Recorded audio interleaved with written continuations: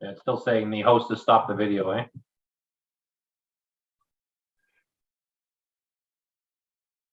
Tanya, are the rest of the council members in a waiting room or? No, you should be in. Are you having a trouble starting your video? Yeah. Yeah, I'm having Okay. trouble. Okay, 1 second.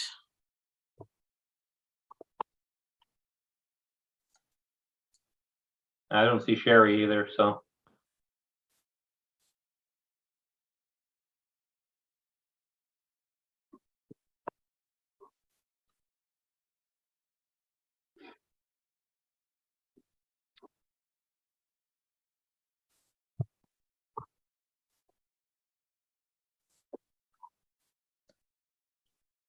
Okay, just give me a moment, council.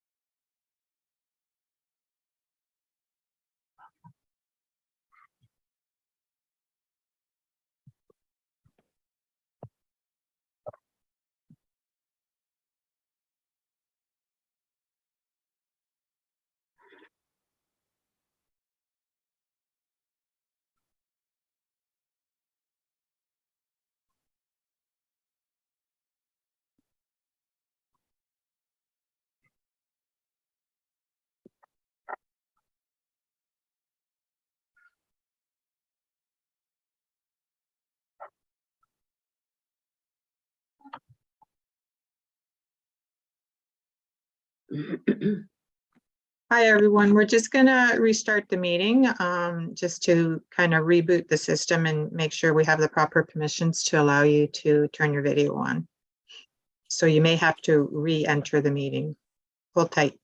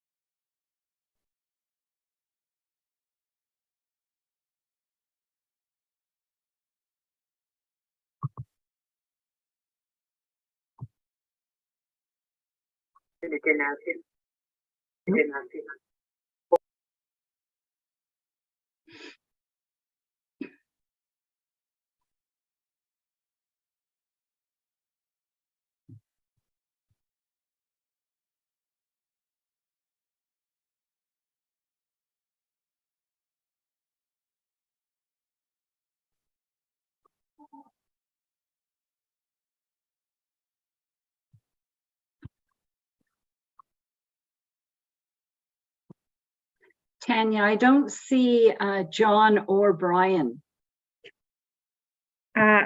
Yeah, they have to be brought in. Just give me one sec. Sherry, I'm just trying to figure out what's going on with our cameras here. Okay. My apologies.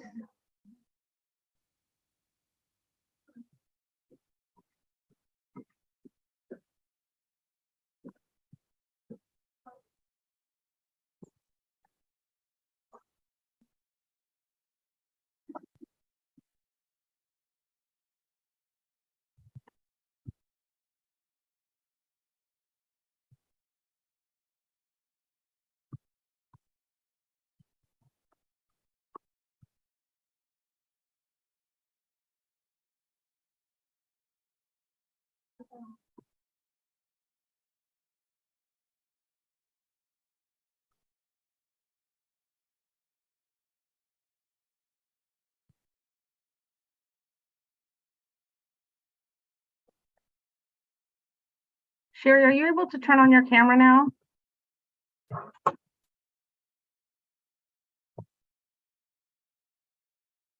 No, Okay. says the host has stopped it.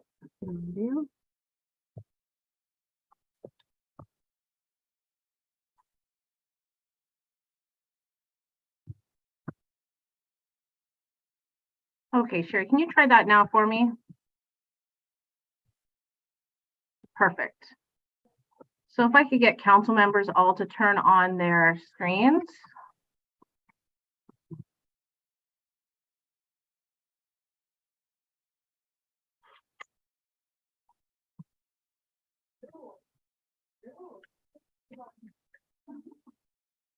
We missing John and Brian still? They're coming in. We're just bringing them in. Michelle, if you could bring in those attendees, that would be great.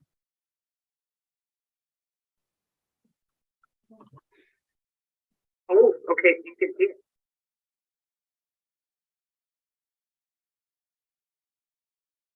Tanya, you have to give me permissions and you need to make me a co-host. Okay, one sec.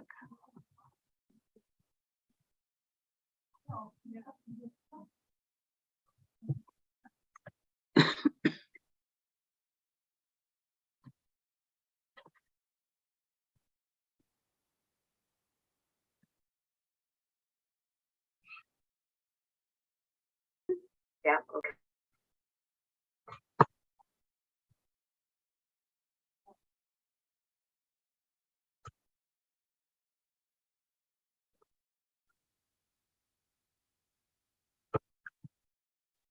Hey, John's just coming in, council.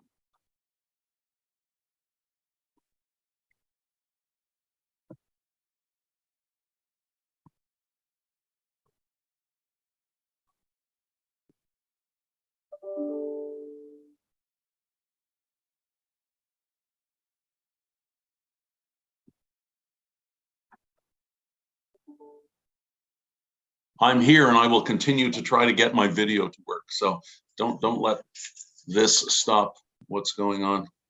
All right, then let's begin the meeting. This Township of Selwyn Committee of Adjustment meeting of January the 17th, 2023 is now called to order. Members of the public, staff, presenters, and members of the committee, please be advised that meetings are broadcast and recorded and made available on the internet. Is there any disclosure of pecuniary interest and the general nature thereof? Seeing none, I will go to Brandy to announce the purpose of this meeting. Thank you, Madam Chair. The Committee of Adjustment is holding a public hearing in accordance with Section 45 of the Planning Act, RSO 1990 as amended, in order to consider one application for relief of bylaw 2009-21, being the comprehensive zoning bylaw of the Township of Selwyn. The prescribed notices of the public hearing were provided to, by prepaid first-class mail to all residents within a 60-meter radius of the subject property. Ministries and agencies were circulated via email. The subject properties were posted with a sign advertising the public hearing. The notices were also available on the township's website. The notice circulation complies with the requirements of the Planning Act.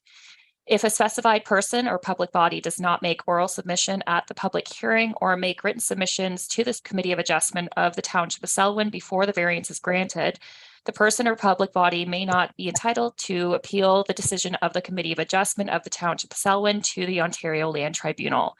If you wish to be notified of the decision of the Committee of Adjustment of the Township of Selwyn on the proposed minor variance, you must make written submission to the Secretary Treasurer of the Committee of Adjustment of the Township of Selwyn by fax, email, or Dropbox. Our first application is application number A5722 for the property at 115 Lakeside Drive.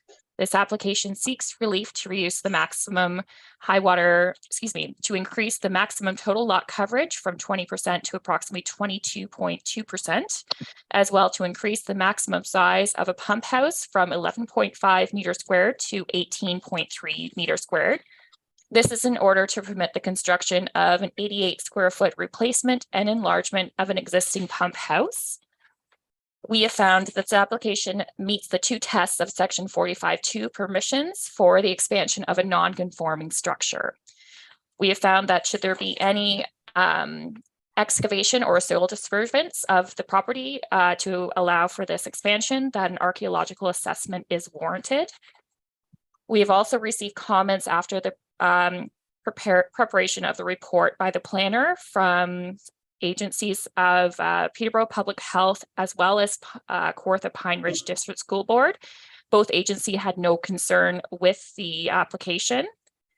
Comments were also received from the Otonabee Region Conservation Authority, who advised that an ORCA permit will be required in order to permit construction, as well that the applicant be required to establish or increase a vegetation protection zone along the shoreline to a minimum of 30 meters using a native non-invasive species in order to comply with Section 4.2.45 of the growth plan. As well, a sedimentation and erosion control be implemented where appropriate prior to and after construction. As well, the applicant will need to submit a revised site plan, as the current location of the proposed expansion of the pump house is within the floodplain. No further agency comments or public comments were received for this application. All right, thank you very much, Brandy. And I understand that one of the owners was going to be online. Is that still so, Deputy Clerk? That's correct. We have the property owner, Harley Payne, online. All right, and Harley, do you have anything that you wish to add to what the planner has said?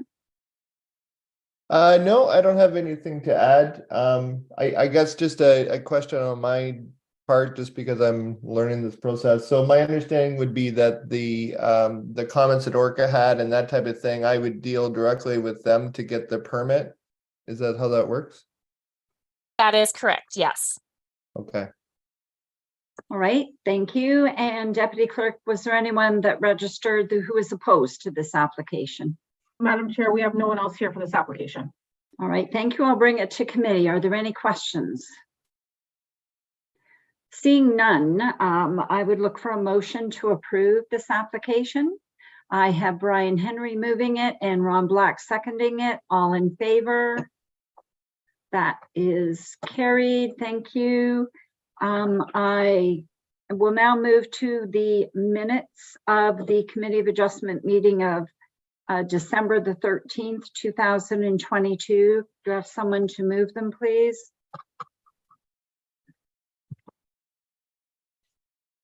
Ron and John, all in favor? That's carried. And I would like a motion to adjourn this Committee of Adjustment meeting. The next one will be February the 28th, 2023. John and Brian, all in favor? That's carried. Thank you. We'll move directly into our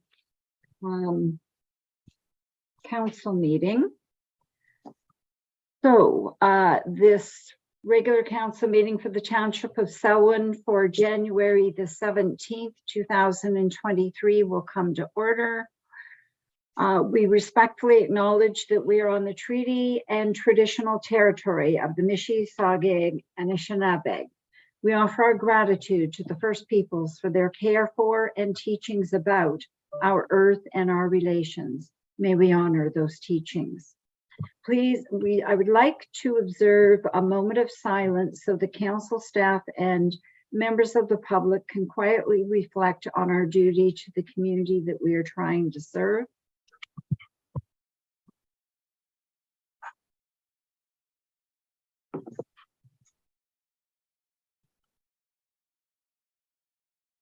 Thank you. And I would also like to have a moment of silence in favor of former Deputy Reeve Dale Kavanagh. Dale joined Smith Ennismore Council representing the Smith Ward in 1998 and continued on council for 8 years to 2006. Dale was appointed to Deputy Reeve from Smith Ward Councillor to fill the vacancy of Deputy Reeve Burritt Mann, who had passed away in early 2005. As Deputy Reeve, she served on the County of Peterborough Council as well. Dale passed away on January the 2nd of this year, and our thoughts and prayers go out to her family. If we can please have a moment of silence.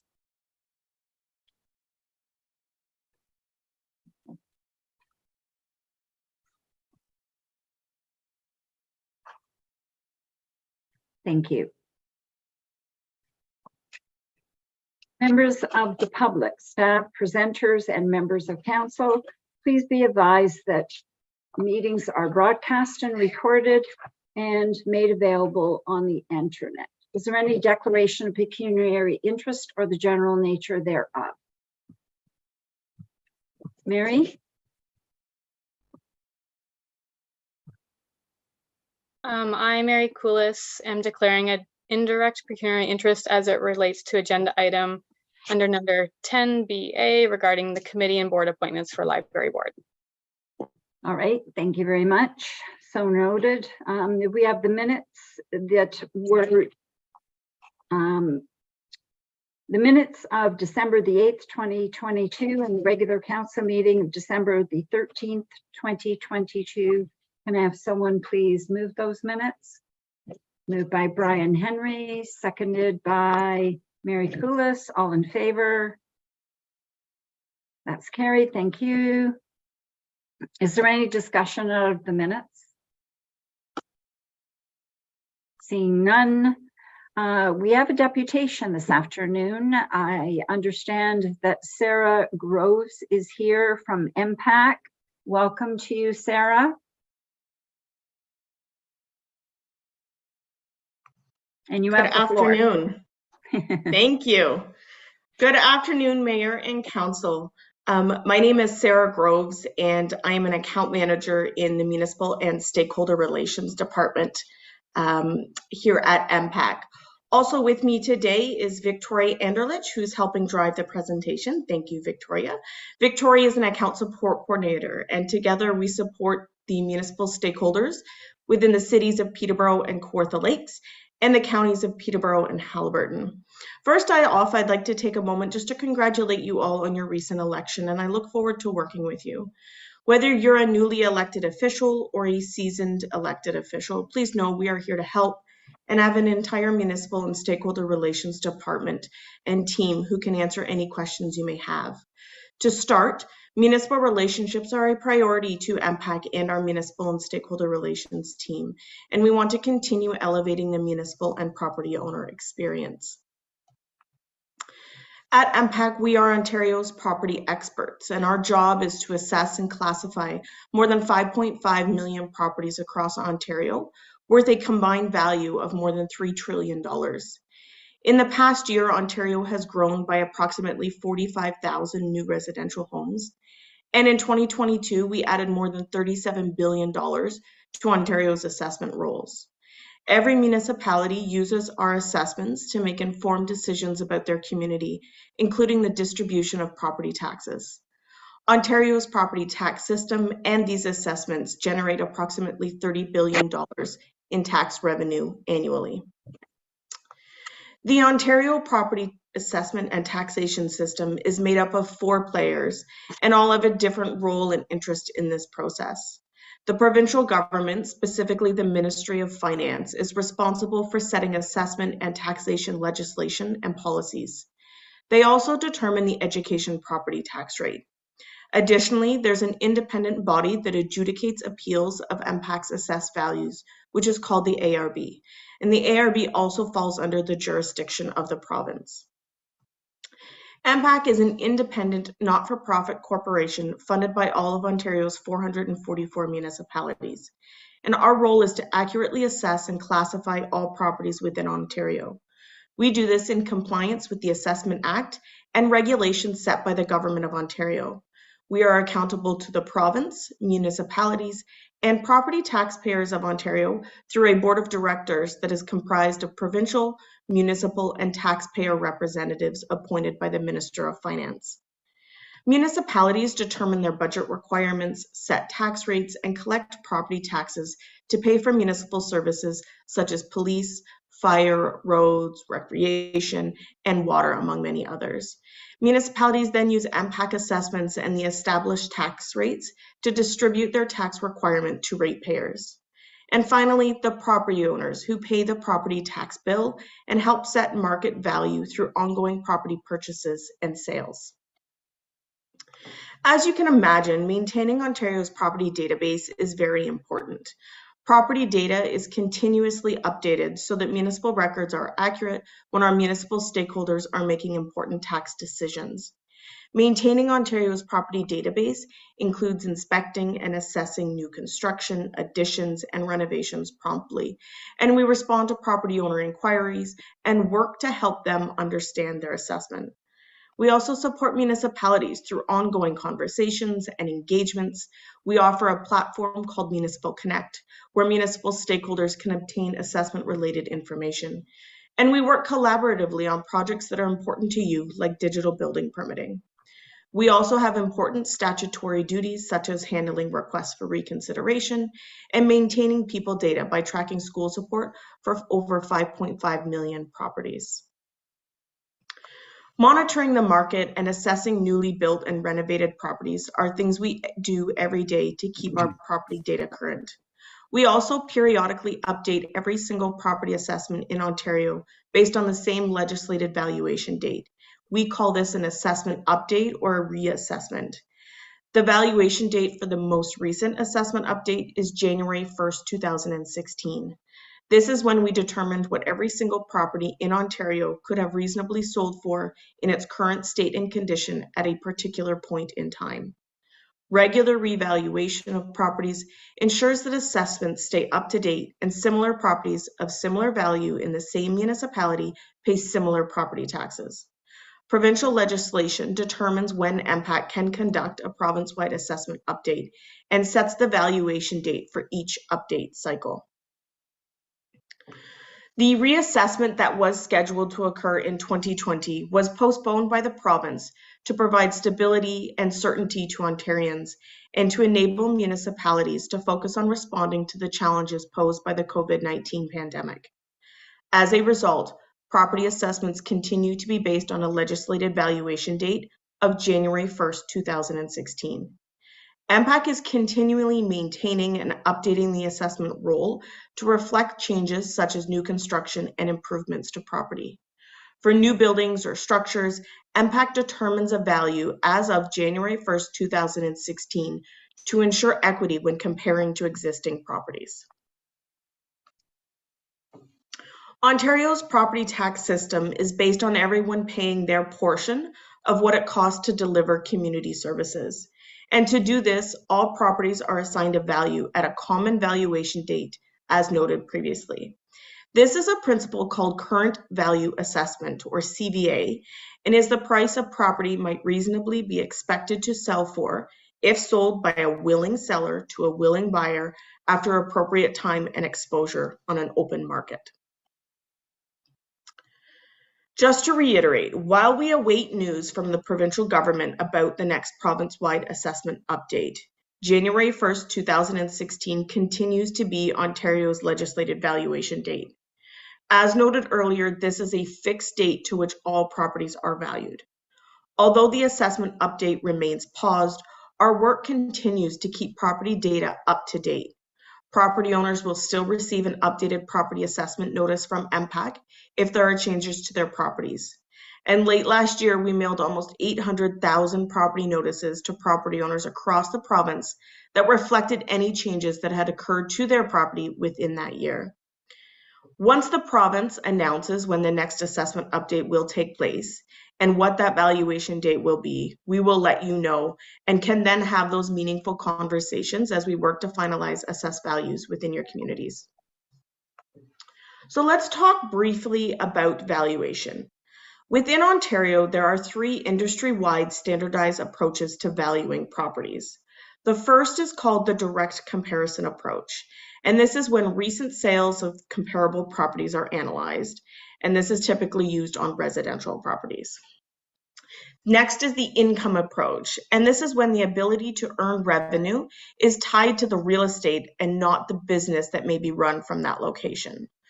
So for example, it's not necessarily the revenue being generated by the Walmart, rather it's the income by way of rent that the landlord can generate through the ability to lease the space to Walmart.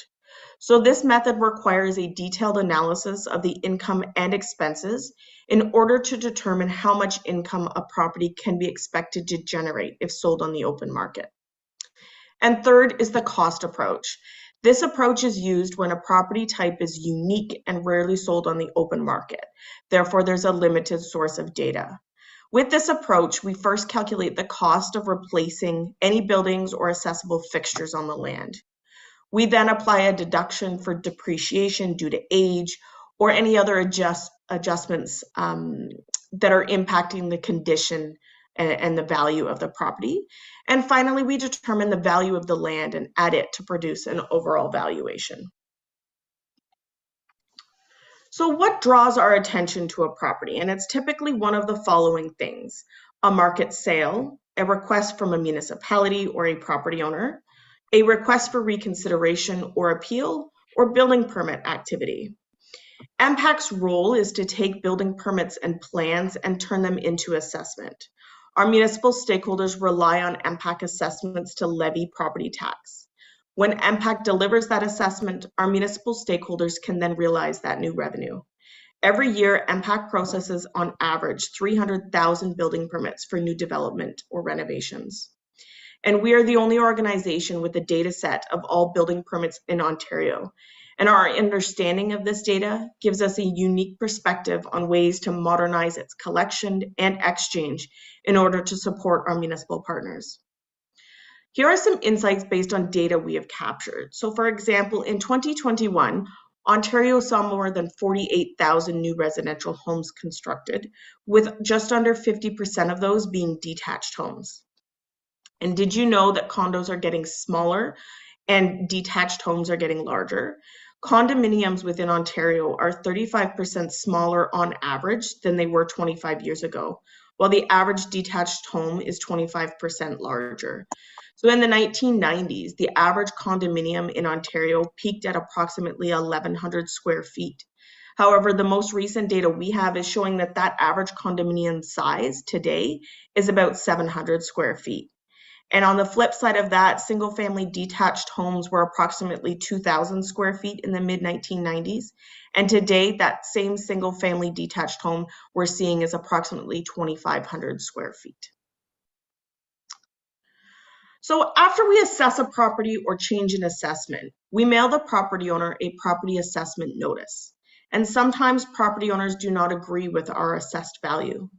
A property owner might then connect with you to let you know that they disagree with our assessment.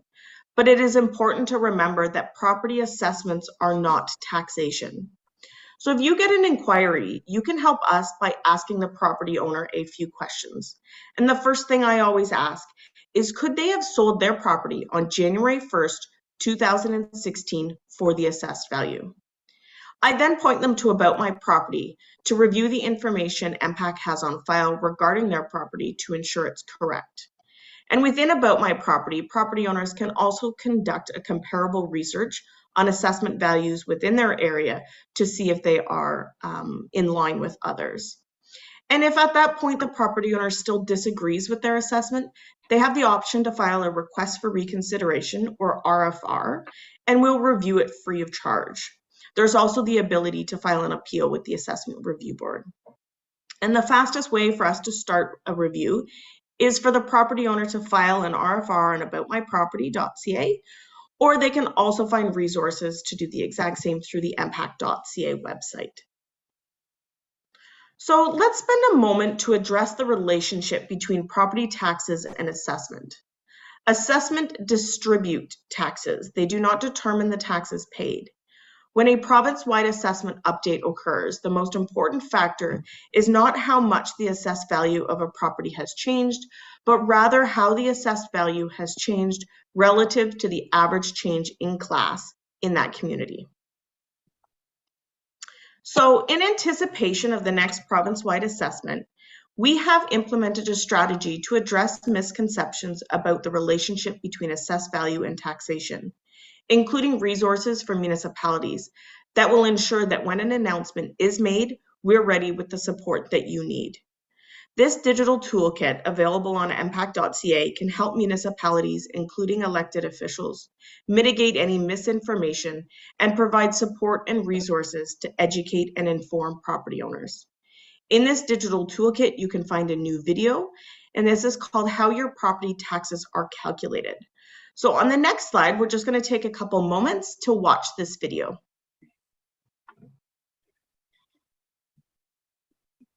Property taxes are based on your home's value. What you might not know is that an increase in your home's value doesn't necessarily mean your taxes will go up.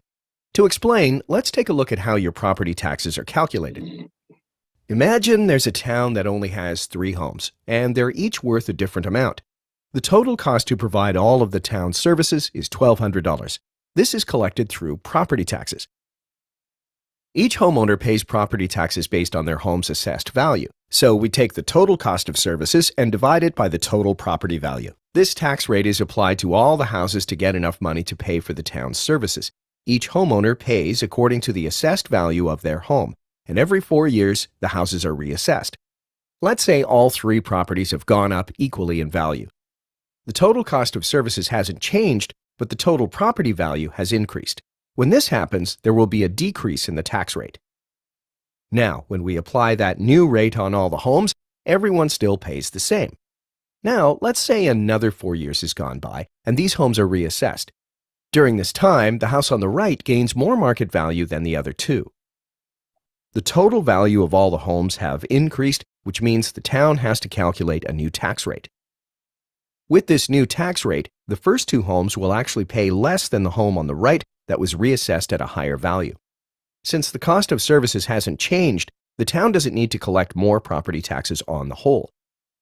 However, since property taxes are based on a home's value, taxes for each individual home could potentially go up or down based on the rest of the homes.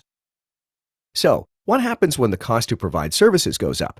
Well, it means more property taxes need to be collected from every home, and a new tax rate is calculated.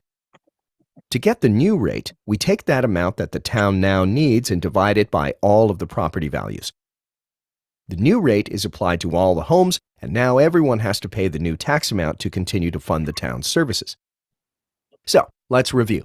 1. Property taxes are based on the assessed value of a home. If all assessments go up equally, everyone pays the same. 2. If all assessments do not go up equally, there's a redistribution of the tax. 3. If the town's cost to provide services increases, the municipality may choose to increase the tax rate. When this happens, everyone pays their share of that increase. And that explains the relationship between property value and property taxes. Okay, perfect. So thank you for having me here today, but I want to stay connected with each of you. So if not already, make sure you subscribe to In Touch, our municipal monthly e-newsletter, which can be done through MPAC.ca. We also have a library of digital resources available. And be sure to reach out to me at any time if you have questions or are looking for resources. And just on this last page, I have the contact information for myself, as well as my regional manager, Lynn Cunningham, should you need to reach out with any questions. Thank you. Okay, well, thank you very much, Sarah. Are there any questions from council for our delegation? Ron? Yeah, through you, Mayor Senes, my internet connection is not great. I'm getting messages saying it's interrupting, so I may lose my video from time to time, but just a couple of quick questions. The appeal, the RFR and the appeal process, I had a situation a few years ago where I was appealing a property. I was awarded the appeal. I was correct. The appeal took so long that I wasn't able to refund any of the tax dollars because and if maybe you can explain this too, where the municipality still has to collect the same amount of tax dollars. So unless there's overtaxation, they can't refund taxes to the person that's applying if their assessment is classification is wrong or something like that. So and I ended up having to do that 3 years in a row before they finally reassessed this apartment building that I owned as high rise versus low rise. So if you can maybe talk a little bit of that. So the appeal doesn't necessarily mean you get to recover lower taxes that rate of that year, if that's what your intention of the appeal is. Yes, thank you. Through you, Madam Chair. So appeals can take a lengthy amount of time. One of the benefits of the postponement of the assessment update is that we have been able to kind of play a catch-up game with appeals where they're not sitting for as long as they are, just due to the volume of appeals that we receive on a regular basis, the process of getting appeal dates, etc., through the ARB. You are correct in that if you file an appeal and it's not heard within that year, you're not going to see anything until that decision is made by the Assessment Review Board. At that time, when the decision is made, there are minutes of settlement typically processed, provided to the owner for acceptance, and they're also processed with the Finance Department and Lane's team in the Finance Department to make any necessary corrections to the property. Yeah, I think the challenge was a disconnect in that part where, again, for 3 years in a row, I had to appeal it. Fortunately, the second and third year, I appealed it early enough that it was fixed, and I did get the property, the right classification. The other question I had quickly through you, Mayor Senes, is if a neighborhood has improvements such as sidewalks or paving or new guttering, is that taken into consideration for the assessment of the house? If we make improvements to a neighborhood, is that added to assessment as well for the homeowner? Yes, through you, Madam Chair. Yes, different types of characteristics like sidewalks or street lighting or the ability for storm water and septic through the town is taken into consideration with the valuation of properties.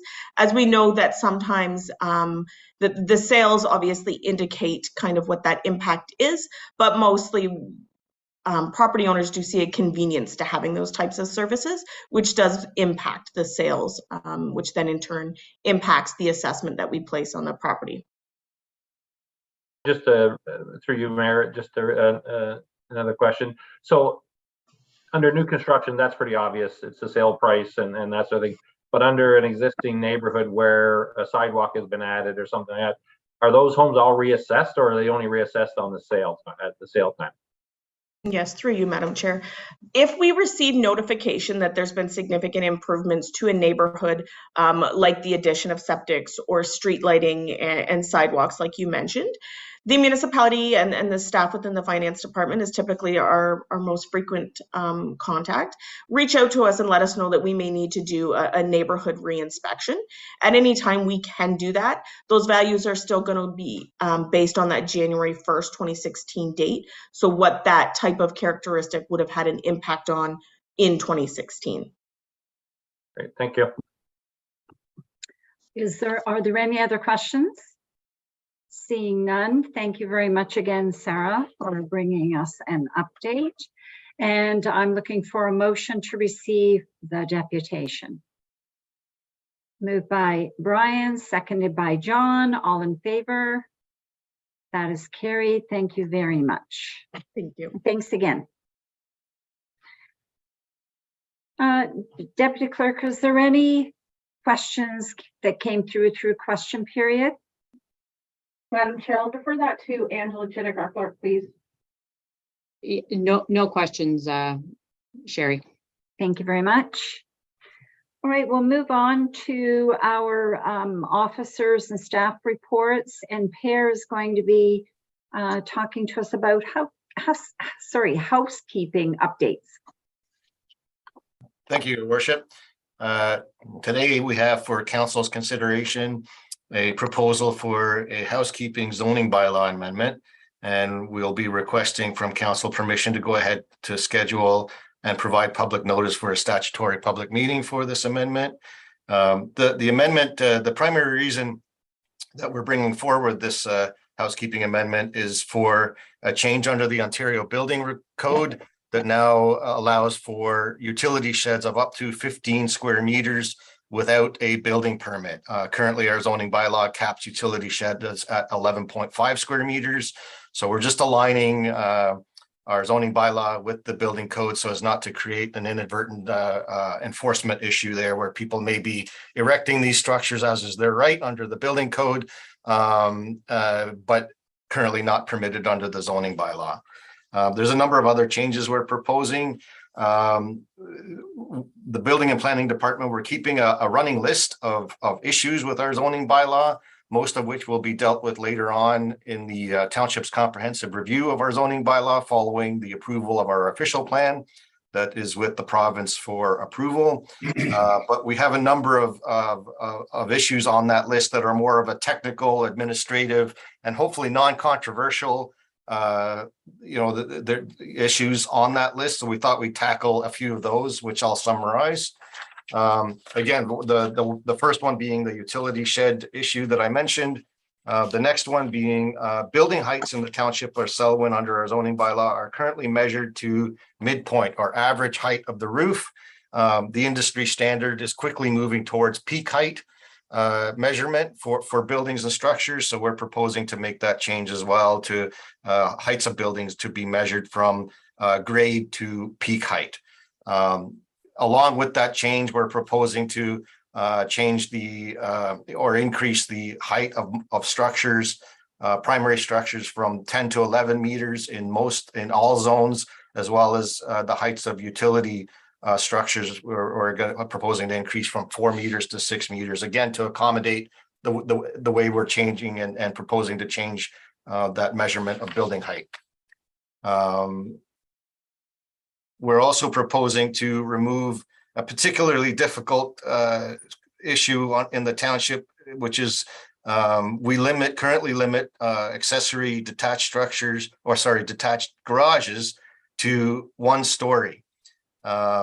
So we have a definition of a half story currently in our zoning bylaw where you could build a detached garage that met the definition of a 1.5 story, which then keeps it in that sort of 1 story provision on our bylaw, which the 1.5 story definition is difficult for staff to understand and the public to understand.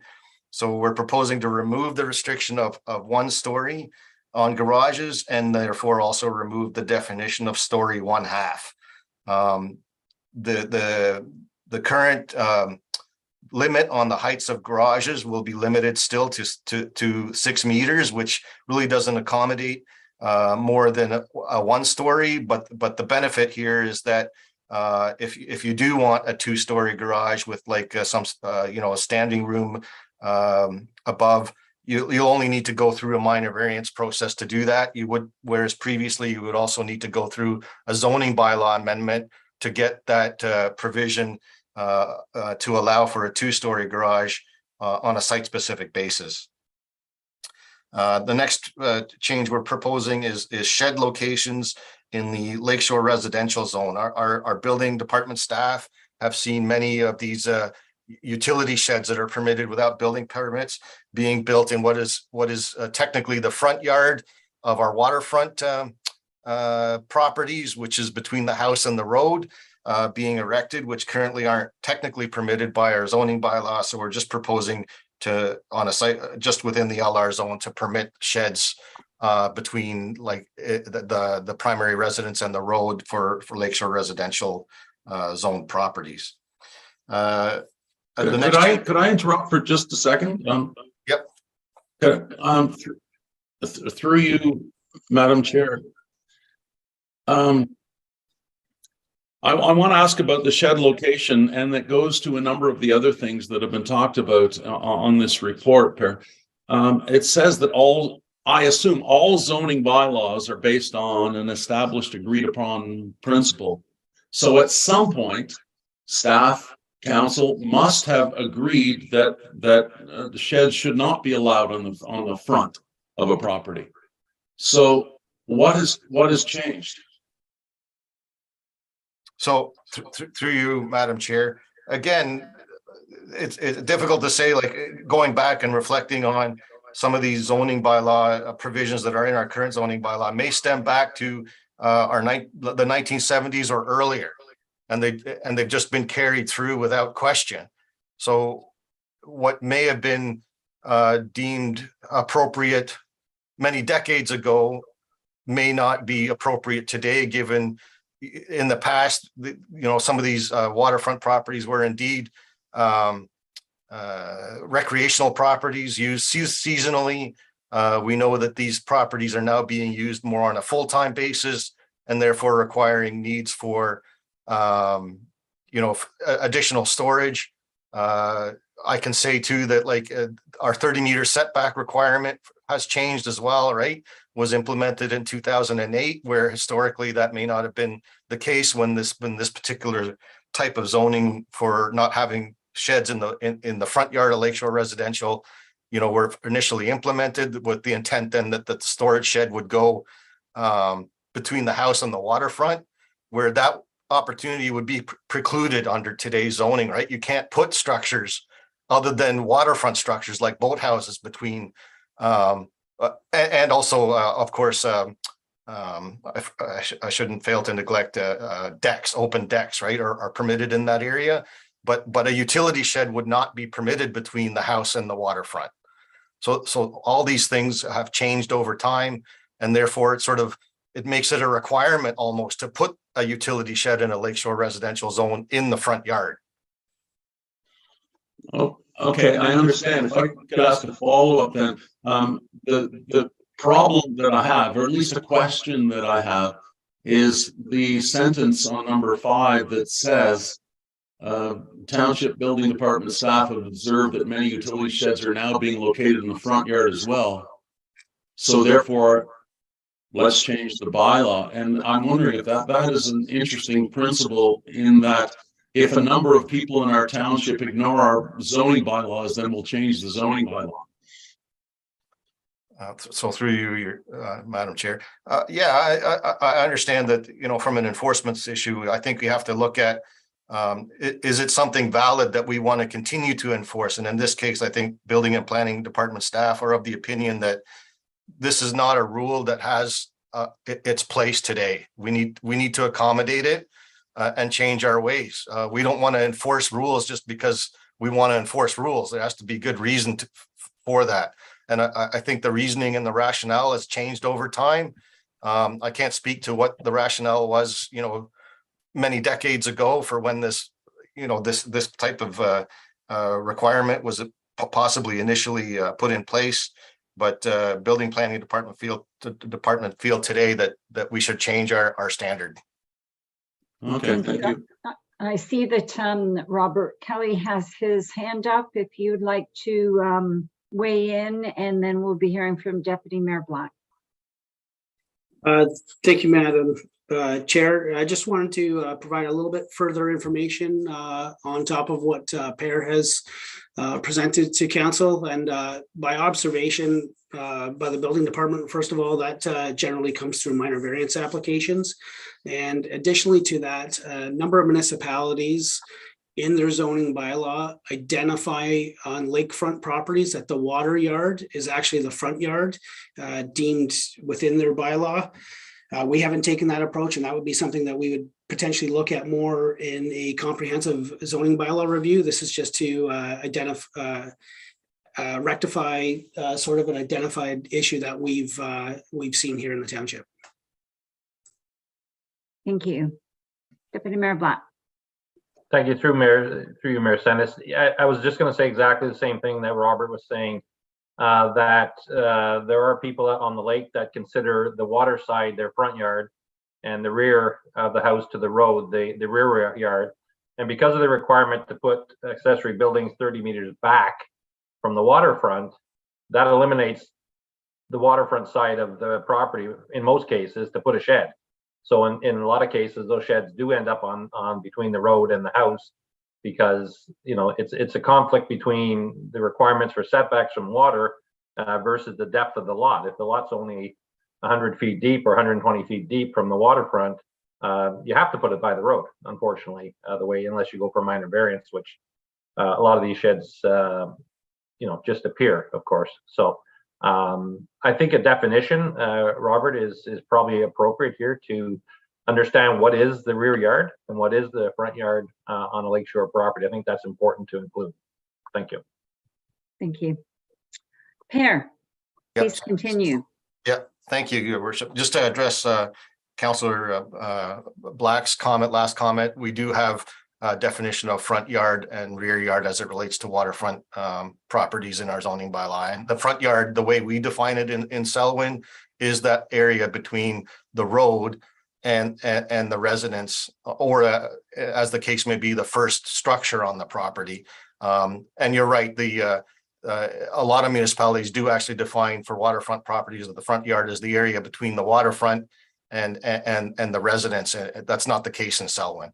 But continuing on, the next thing that we're looking to address is self-storage for parking or parking requirements for self-storage facilities. Currently, it would fall under other, which means you need one parking space for every 28 square meters of gross floor area, which would be an inordinate amount of parking requirement for these types of facilities that really don't require much parking. So we looked around and saw what other municipalities are doing, and we landed on one space per 750 square meters of gross floor area, with a cap of not requiring more than 8 parking spaces, regardless of whether if you go over that stipulated requirements. And that should be more than sufficient for a self-storage facility where you have infrequent in and outs by the people that store their gear in any of those rental units. The next issue is accessible parking spaces. Our current zoning provision for this is 1 space per 500 square meters with a minimum of 2 spaces. This is not necessarily reflective of the AODA regulations. So we're proposing just to change that provision to reflect that we will require accessible parking spaces at the rate prescribed by provincial legislation. Parking area design. As a result of the boarding house bylaw that we passed last year, former council had some concerns about putting in some additional provisions to prevent or regulate paving of narrow lots that are used for boarding houses. So we inserted that provision, and staff have since come to realize that there may be some lack of clarity to that provision that has unintended consequences for the amount of paving that you could do on a larger rural residential lot, for example. So we're cleaning up that regulation to make it read clear, and also making, since it mostly deals with, the intent is to mostly deal with narrower urban lots, that we only apply the limits to our R1, R2, and R3 zones, which are our urban zones.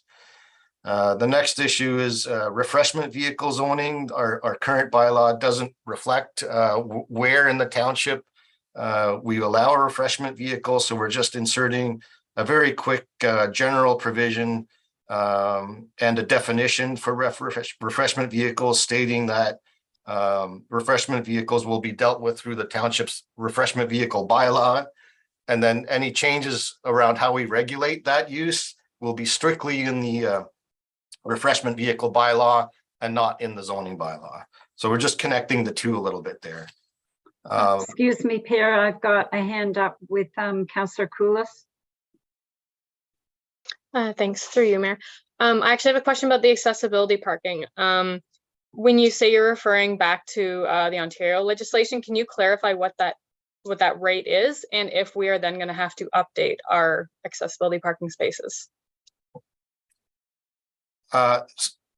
So when this comes up is mostly through your worship, when this comes up is mostly through site plan control. So anybody that has a set amount of parking spaces that may not meet the current requirements, they'd be considered legal non-conforming and sort of grandfathered in, if you will, right?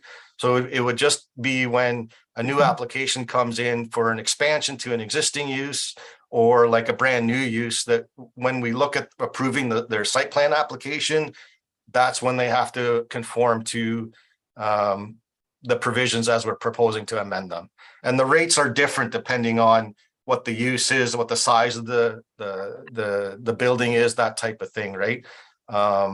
Angela is more the expert on that particular table. She may have some insight on that, but generally speaking, we would just refer back to the AODA regulation table to figure out how many accessible parking spaces are needed for an application for a new development. Yes, I see Angie's hand up. Thank you, Madam Chair. Yeah, just to clarify, our Accessibility Advisory Committee, when they do a site plan review, they do take a look at the parking spaces in relation to the legislation and provide those numbers directly to proponents. We've been doing that for a number of years. So kind of we've already been practicing that through the Accessibility Advisory Committee for several years. So it was a good way to tidy it up. Thank you. Per. Yeah, should be not too much more, I hope. Along with the half story thing I mentioned, we're also cleaning up the definition of attic just to reflect, we're getting rid of the whole concept of 1/2 story. Also for the R1 zoning dwelling unit area, we're just going to clean up the R1 zone a little bit. The R1 zone has 3 different minimum dwelling unit areas for 1 story, 1.5 story, and 2 story, to align it with all the other zones in the township residential zones. We're just proposing to have 1 minimum dwelling unit area, and anything above that is fine, kind of thing, right? It's a little bit odd of a requirement under our zoning bylaw right now. So just cleaning up for ease of use and comparison with other zones. And excuse me for a moment, we have Deputy Mayor Black with another question. Thank you, through you, Mayor Senes. Just with regards to the refreshment vehicle zoning, are you saying the township currently doesn't have a zoning bylaw that regulates where these trucks that sell food and refreshments can be located? And if we don't, how are we deciding whether they can be on that property or not? So through you, your worship. So to date, because it hasn't been specifically identified as a land use permission under our zoning bylaw, and Angela can correct me if I'm wrong here, but I believe we've just interpreted that a food truck is sort of a restaurant type use. So those commercial zones that allow for restaurants would then be the zones that we would allow for a license under our refreshment vehicle bylaw to be issued. We're just cleaning it up to make it a little clearer. And I believe we may be bringing forth some amendments in the future to tidy things further up through changes to our refreshment vehicle bylaw. Thanks for the clarification. And Perry, we may get some opposition to this recommendation from existing restaurants who feel that they are now going to have competition that doesn't have to pay the overhead that they do. So just a warning there, Okay. but please continue. All right, thank you, Your Worship.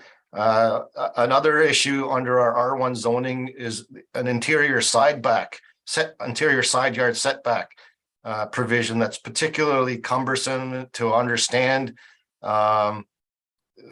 Basically, we're on an R1 zone, so like, for example, a single detached dwelling lot in Lakefield requires a setback of 4.8 meters on one side and 1.2 on the other. The intent there is that it's 4.8 and 1.2 if there is no attached garage or carport. It's intended to preserve a space for that garage to be put into place. Building and planning don't particularly have a problem with that. It's just not particularly clear the intent of those setbacks. So we've just massaged the wording there a little bit. But additionally, they also have a provision that the setback beyond the 4.8 and 1.2 go up by 0.6 meters for every story above the first. So you almost get a step back structure, which we feel is it's difficult to understand, and it makes for sort of building design issues that we don't feel are particularly necessary. So what we're proposing to do is just eliminate the 0.6 step back requirements for each additional story or partial above the first, and leave the 4.8 and 1.2 unless there's a garage being proposed, and then it's 1.2 meters on both sides of the as a setback requirement in the R1 zone. I think that'll just make it easier for designers to design buildings without having to consider doing this awkward sort of stepping back of residences in our R1 zone. And Per, if I can just interrupt for a moment, we have a question from Councillor Boyko. Thank you. Through you, Madam Chair. Per, I'm again trying to understand. I'm not objecting to this. I'm just trying to understand it. Is this tied to another bylaw where there's a maximum total lot coverage? And the reason that I ask that is because there have been several people who have approached me with objections to some houses that have been built beside their current house that is very close to the lot line and enormous compared to other houses immediately surrounding it. And so people are uncomfortable with what they call a monster house suddenly appearing in their neighborhood. So is this number 12 that you've been talking about linked with the maximum total lot coverage, another bylaw that apparently we allow to be changed when brought to us? So could you tell me the relationship between those two? So through your worship, so there'd be really no link to lot coverage, because the lot coverage is calculated based on footprint. So that would be the bottom floor, right? So that would calculate, even with the elimination of the 0.6 meter setback for the second story above the first, the lot coverage would remain the same. Okay, thank you very much. Okay, Per. And the last section that I may just get Robert to speak to a little bit more, because he's been working quite diligently on this, is some changes to the provisions to permit shipping containers as utility sheds. Our current regulation prohibits that. However, we get lots and lots and lots and lots of requests out there, and Robert can possibly speak to this, that many people are using them for storage, contrary to our zoning regulation currently, and many municipalities are permitting these types of structures for utility sheds. So Robert, do you want to take over for a minute? Yeah, absolutely, Per. Through you, Madam Chair. Identified in the report, there's a couple of issues that I just want to identify initially. Earlier, Per had mentioned that the province decided to increase the limit for utility sheds for the amount of space that can be built without the benefit of a permit, from 10 meters squared up to 15 meters squared. And that is strictly restricted to storage accessory uses and one-story structures, so specifically just for storage sheds. And then additionally to that, we've had court cases and the Building Code Commission that have both sided and determined that when shipping containers are placed on the ground and utilized as a building, they meet the definition and requirements of a building in the Building Code Act, and therefore they are buildings. So on my work plan for 2022, I had shipping container regulations as part of the work that I was to take on, and I've developed the regulations based on for commercial, rural, agricultural, and industrial, very similar to what all of our like-sized municipalities and other lower tiers that do have regulations in place, very similar sort of approach as to what they've done, with a limit on the minimum size of yard where we would permit containers to be utilized, which is a 1 acre lot, or 0.4 hectares would be allowed a maximum of 1 container, and then per acre of property up to a maximum of 4 acres, you could utilize up to 4 of these structures for storage. Now, most of those would be subject to either site plan control or building permits in the commercial, industrial, and agricultural zones. But when it comes to residential zones, with the limit change permitting 15 meters squared, that is essentially an 8 by 20 foot shipping container, which is being determined by the courts and the commission to be a building. So I've included in the provisions that residents would be allowed a maximum of 1, and then also some language in there in the regulation that would require them to be either painted or have markings removed, so that we don't get, which is the general complaint for this, unsightly containers being utilized on properties. Thank you. You're welcome.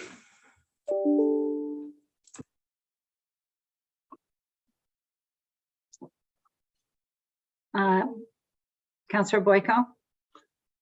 Yes, thank you for this. So if I'm to understand, residential zones are proposed to permit a maximum use of 1 of these structures, a shipping container. So if my property was such in the village of Lakefield, I could put a shipping container in my backyard and that would be acceptable? Through you, Madam Chair. So if you complied with the lot coverage requirements in the zoning bylaw, yes, you would be permitted 1. Is there any concern that putting a shipping container in a residential lot would have a negative impact on the property values of the surrounding neighbors and the neighborhood itself? I believe the issue is that they're no longer a shipping container and that they are indeed a building, and they do not require a permit. So I think we would be in a position where we could be in significant peril if this was taken to court, because the precedence has been set that they are indeed buildings. So I think the focus on us is that we have to shift the way we think about these things. That are no longer necessarily shipping containers, but they're indeed buildings as determined by the court systems. Okay, thank you. And Per? Thank you, Your Worship. I'll just add to that the Ontario Land Tribunal has stated that land values are not a valid planning concern. Deputy Mayor Blatt? Thank you, through you, Mayor Senes. Yeah, I mean, I get the legal aspects of this, and that our hands are kind of tied at this point with the rulings and so on. Will there be a requirement here I can't remember if I read it or not, that they would only be allowed in the rear yard. I know they're allowed in the front yard on a driveway when there's a renovation going on or something like that for storage of furniture or whatever they need to pull out of the house. But for a permanent installation, well, I guess it's not permanent, it's just sitting on the ground. Is the requirement that it be in the rear yard, so it's not at the road front?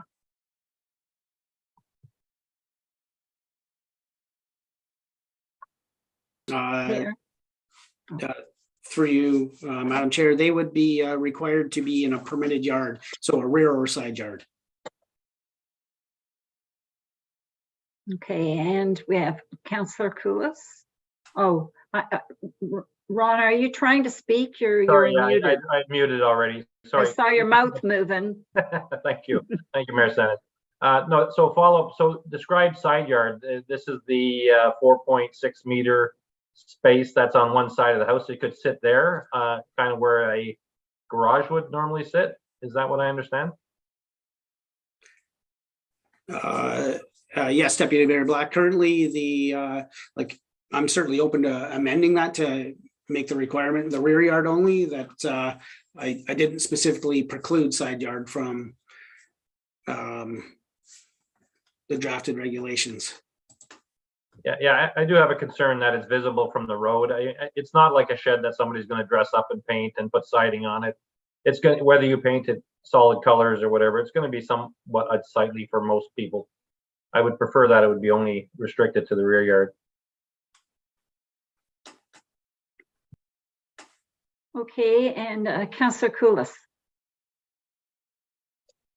Through you. I'm just looking at the draft housekeeping amendment.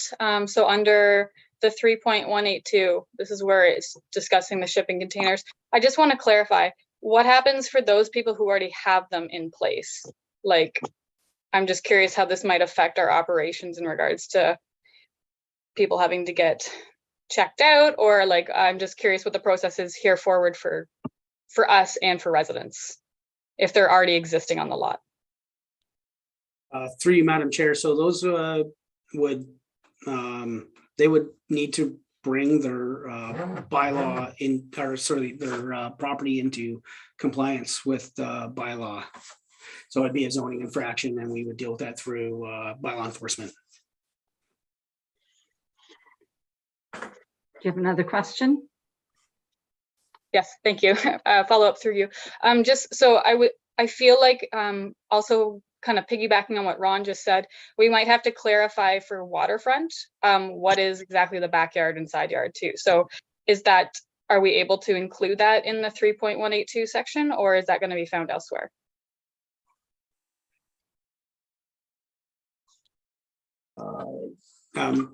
Through you, Madam Chair, we can certainly have a quick look at that and ensure that that language is included in the back in that zone, or sorry, in that section of the bylaw. Thank you. All right, are we're through the report now and looking at the recommendation, is that correct? Per? Sorry, yes, Your Worship. Yeah, look, if there's no further questions, yeah, we're just looking for permission to go forward with scheduling the public meeting, and we'll also update the bylaw to deal with those two items that were raised regarding storage containers. Right, so are there any questions? Seeing none, I'm looking for a motion. I do have a question. The statutory public hearing that you're talking about, will that be during a council meeting or a separate date? Yes, Your Worship. So we'll schedule that during a regular scheduled council meeting. It won't be a special date. All right, and will there be something going in the paper to give notice to the public? Yeah, thanks for the question. Yes, Your Worship. There will be public notice as required by the Planning Act, and because this is a township-wide bylaw amendment, we will go through likely Peterborough this week for providing that notice rather than a mail out.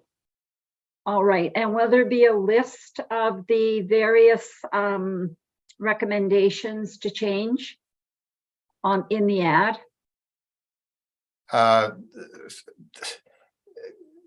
In order to meet. There are quite a few of them. Yeah, we can certainly summarize. It gets given the requirements for notice and the things we have to put into a notice. We will have to quite succinctly summarize what the amendments will be. But what we will do is there's always a section in the notice that says you can come to the township website for further information, and we'll post the both the planning report for today on our website, as well as the draft amendment. So if people want details, they can go to our website, or they can contact myself or Angela to get a copy of the draft amendment to see the actual details. All right, thank you very much. So we are looking for a motion to receive the report, to draft a housekeeping zoning bylaw amendment, and to schedule and provide public notice for a statutory public hearing so that we can hear from the public. So I have someone move that, please.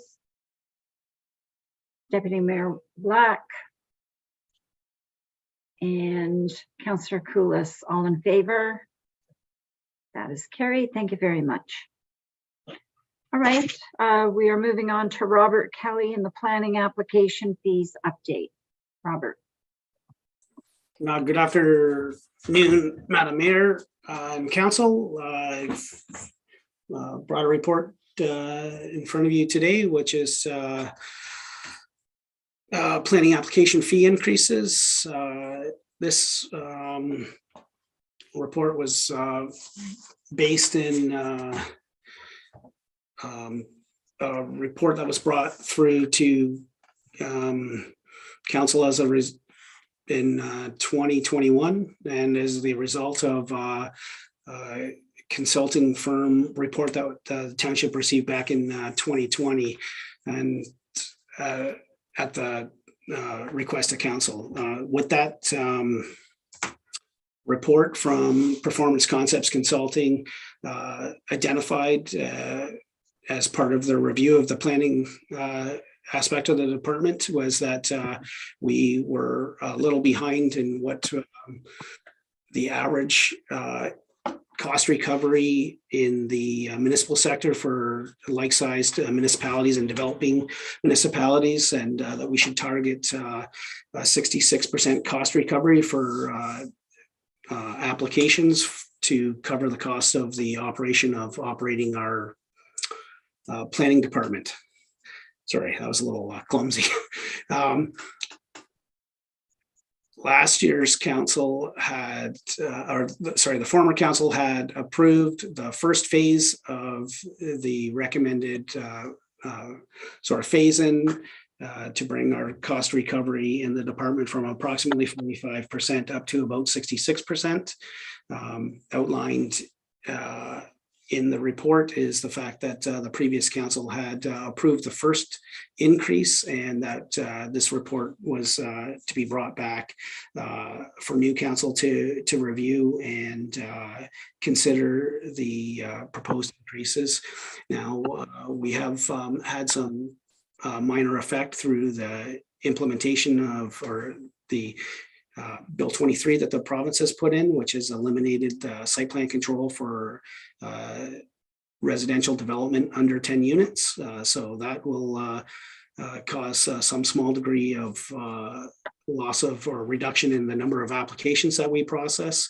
And also we've had a slight decrease in the number of applications in general.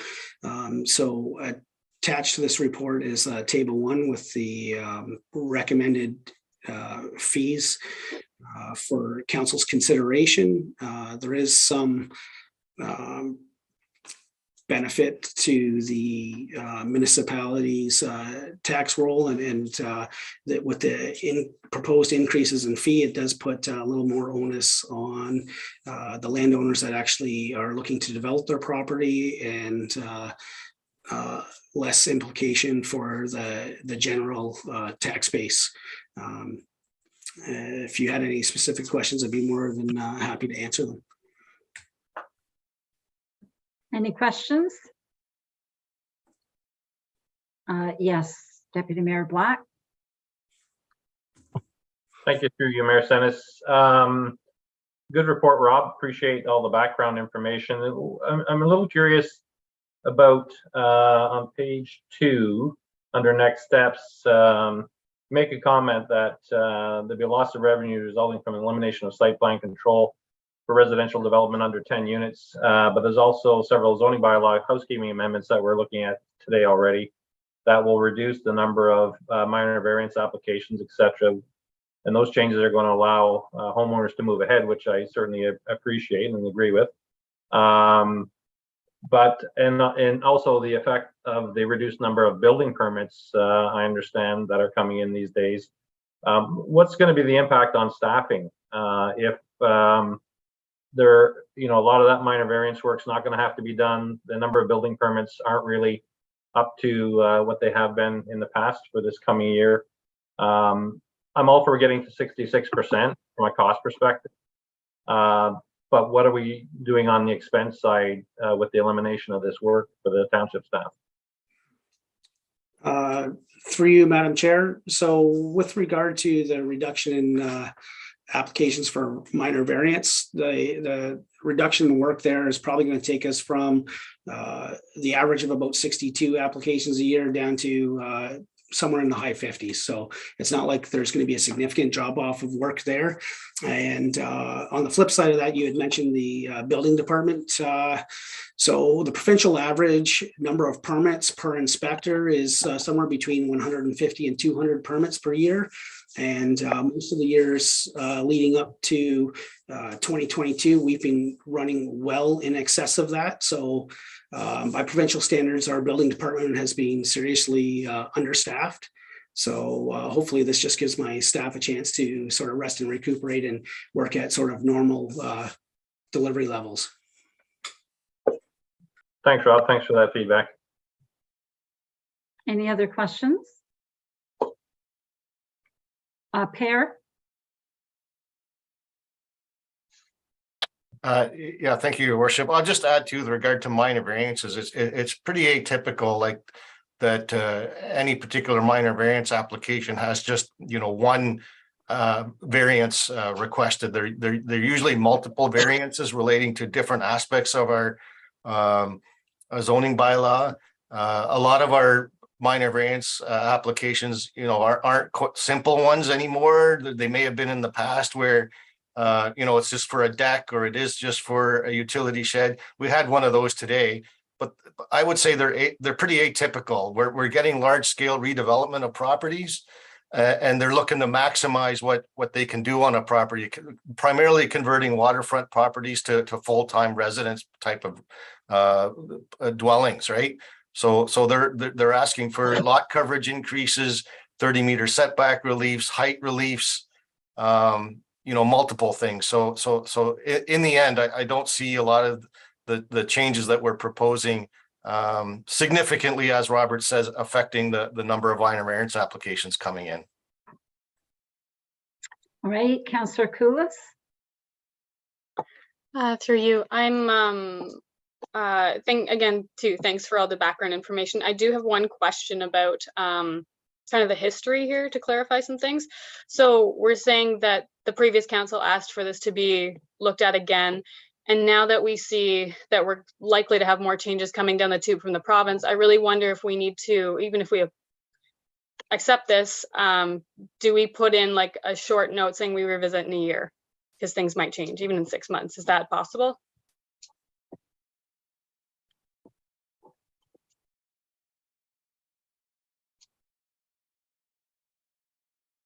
So I can try and answer that. So I mean the changes we're proposing that in terms of the housekeeping amendment are necessary sort of right now to address issues.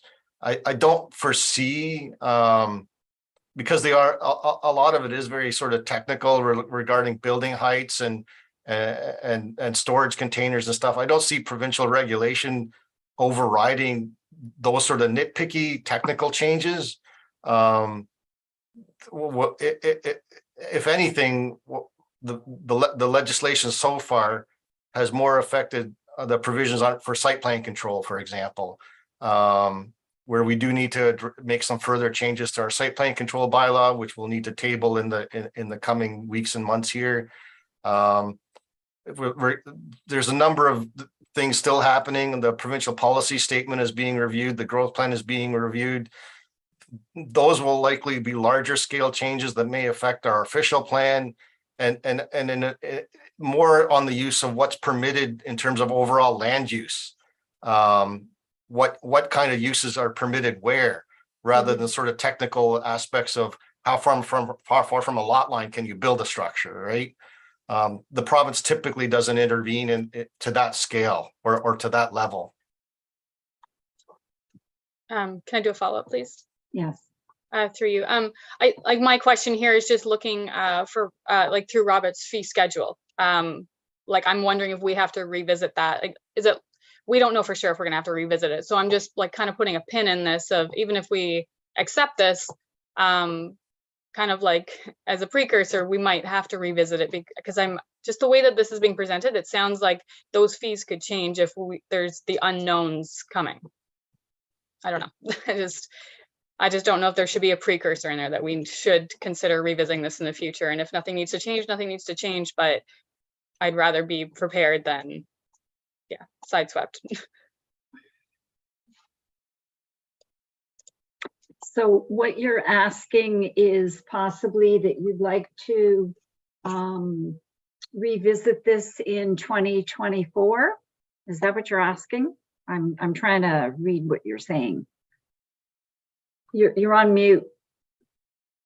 Sorry, I was unmuted and then I clicked the wrong one. Yeah, like I'm trying to conceptualize in my head how, because the province isn't clear on necessarily their time frames of everything and they're not providing enough information. That's like my stance to this is to have my guard up on having hard and fast. I know we need to make these decisions for the short term, but in the long term, I'm just wondering if we're going to need to revisit this. So temporally, looking at the chart, I would say about 2024, because it goes 2023 to 2025, right? So I'm asking you, are you making a motion that we revisit this again in 2024? Yes or no? Yes. All right. So we have a motion on the floor. Deputy Mayor Black, would you, are you seconding it? Or? I'll second the motion. All right. Councillor Henry, made your hand up. Was that to second? You're on mute. Sorry there. Yes, it was going to be to second it. Okay. We have a mover and a seconder to revisit this again in 2024. Is there any other discussion on that? So Mayor, just for clarification, the attachment 4B, we're only approving proposed fee 2023 today. Correct? Okay. Correct. Maybe that's correct? Yeah. Okay. And then look at it again in 2024. Great, thank you. All right. All in favor? That is carried. Thank you. So what we've done is approve the recommendation, but add that it will be revisited again. So actually we're changing it, that a review be conducted in the fourth quarter of 2025.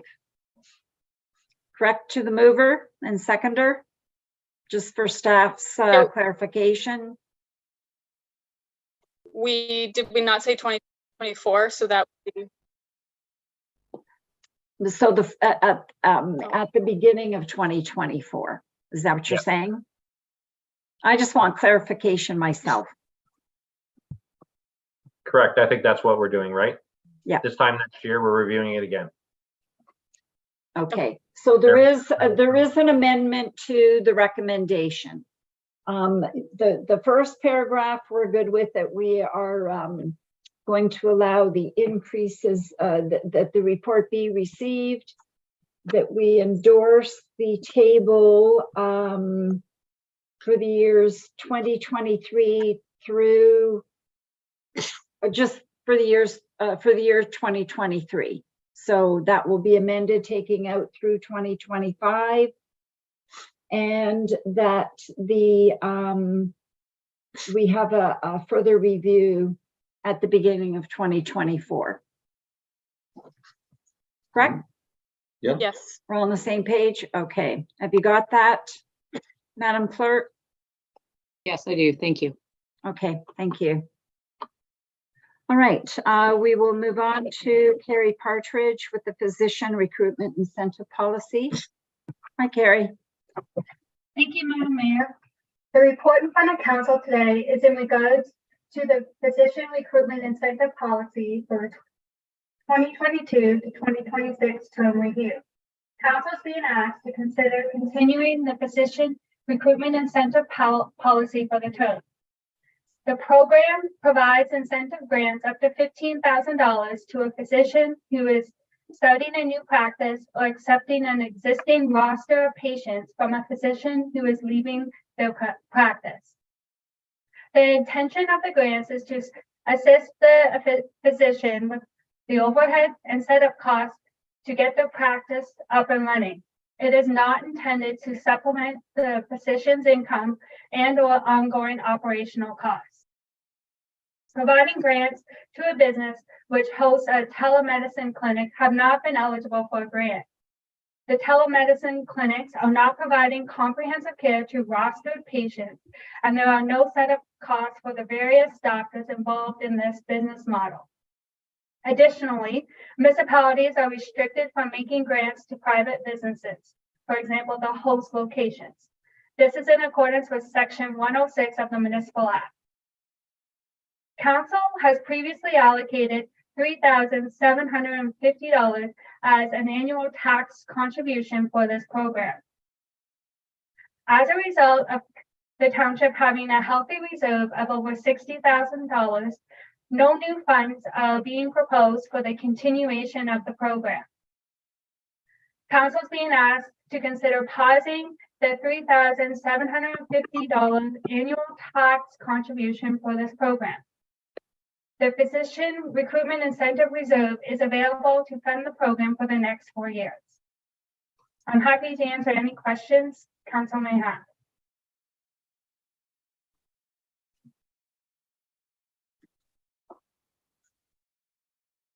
Thank you, Carrie. Are there any questions? Councillor Boyko. Yes, thank you. Through you, Madam Chair. I'm reading where it says availability of other funding, and it says, while Selwyn is not on the list as an eligible community, the township of Durrow-Dummer is, and therefore physicians setting up a practice at the Morton Community Healthcare Center would currently be eligible for this funding. That is true. I am past chair and still on the board of the Morton Community Healthcare Center. And we have been trying for 3.5 years. We've had an empty suite and been trying to find a physician. And despite the fact that we have had that funding from that is available through being in Durrow-Dummer, we've been unable to find a doctor despite all of this. So I am wondering, as part of this report, since nearly everyone at the Morton Community Healthcare Center is from the Lakefield or the Lakefield immediately area or from Selwyn, is there funding available through this program to help the Morton Community Healthcare Center to try to continue to find a doctor? Are you talking about the provincial funding, Yeah. Carrie? Through you, Madam Chair. Currently, we are not included in the Ministry Incentive Program. I've reached out to the physician recruiter within our area, Kevin Kirkpatrick, and he's investigating to see how our township can be included. In addition, I can follow up with him. I'm not aware of there being marketing funds within that program to help recruit physicians. Okay, so as far as this report, then the Morton Community Healthcare Center is outside the bounds of this report. I've got Angie's hand up here. So sorry, just to clarify, this physician incentive program does apply to physicians at the Morton Medical Center. That was my question. Thank you. Yes, you're welcome. And it could be said, I know that there's criteria as to where the provincial funding, the additional provincial funding comes in. It's available in Douro, but not in Selwyn. And to me, it seems ludicrous because it has something to do with the proximity to Peterborough.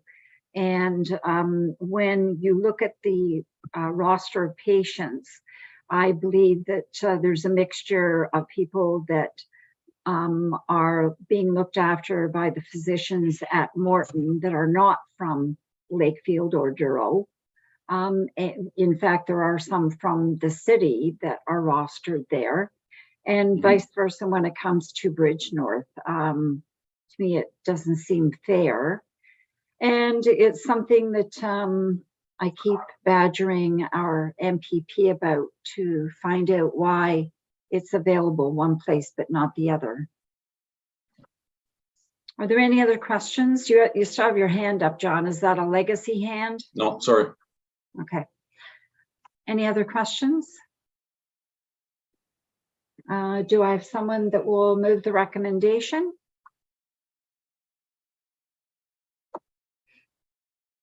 Deputy Mayor Black and Councillor Koulis, all in favor?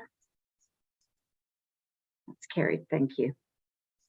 All right, we're moving on to consent items. There are several of them. Is there anything that a councillor would like pulled?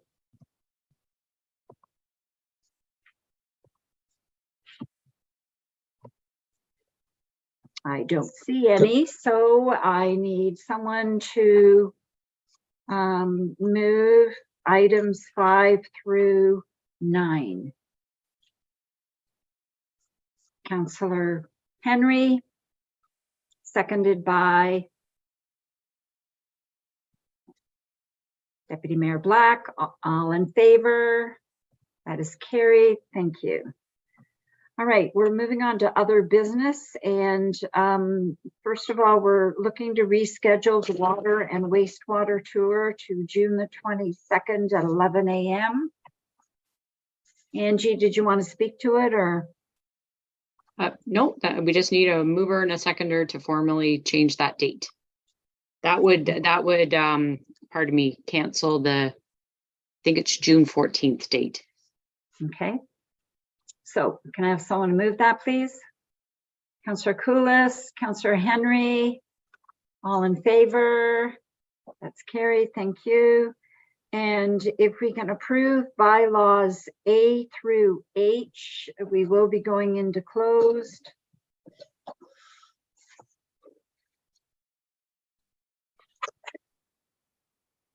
Councillor Koulis,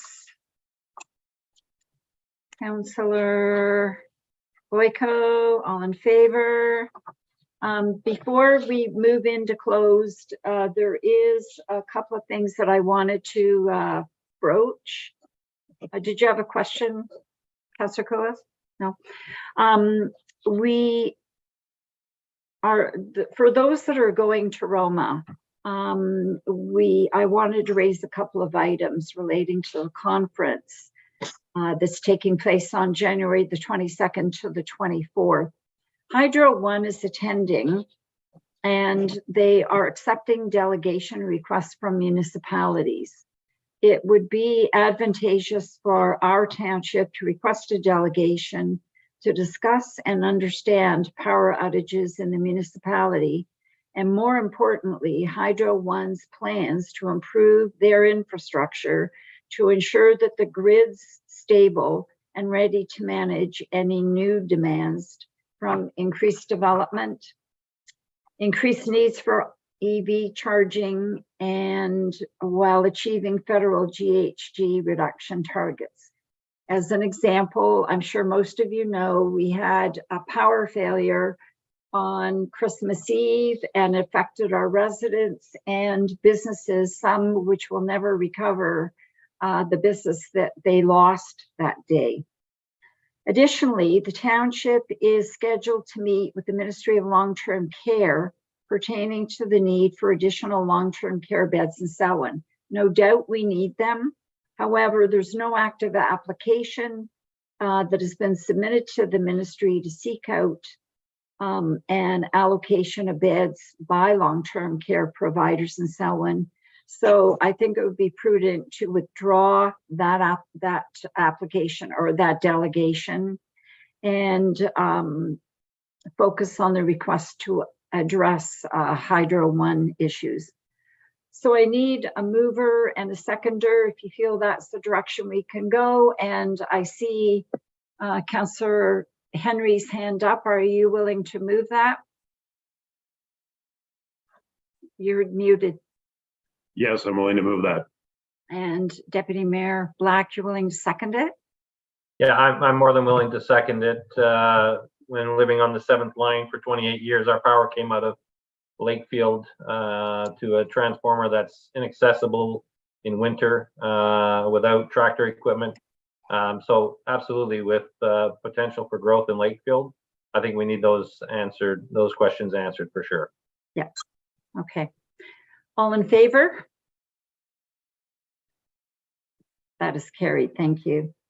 All right, I need a motion to move into closed, and when we do that, we will be reconvening by teleconference. So can I have a motion for that? To move into closed, Councillor Boyko, Councillor Koulis, all in favor? That is carried. We'll see you on the telephone. So if we can just have that call in about 5 minutes. All right. Okay, at 2:35. Thank you. 2:35. Thank you very much. And you all have the phone number to reach. Point of order, do we need, point of order is we'll do the adjournment motion in, we'll come out of camera. That's right. and That's on right. phone. Okay, we'll do the adjournment on the phone. Thank you. Thank you.